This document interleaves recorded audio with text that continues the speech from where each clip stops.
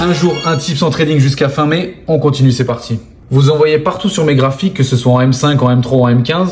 Je ne rentre jamais dans des VG, mais toujours j'attends qu'on revienne dans la zone de supply qui est mon imbalance. Vous avez vite compris que c'est toujours plus intéressant de rentrer dans les zones d'imbalance, c'est plus efficient, puisque c'est là où les ordres institutionnels sont, et du coup on aura plus de chances d'avoir une grosse réaction. La semaine dernière, je suis rentré sur cette last imbalance, et ensuite sur cette imbalance, bien sûr j'attends des confirmations en plus petite time frame, notamment en M3, mais vous voyez qu'à chaque fois, on revient dedans pour ensuite délivrer dans le sens du marché. Également, ce trade, on voit qu'il n'y a pas d'imbalance. Il y en a juste une à l'achat qui est ici.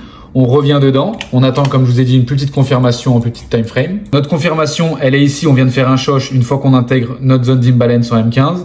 Et ensuite, on vient se faire fill et on délivre à la hausse. Ici, on a également un magnifique trade que j'ai pris. On est venu se faire pixel fill qui a délivré à 8R. Pourquoi? Alors, on est en M3. On a un plus petite time frame.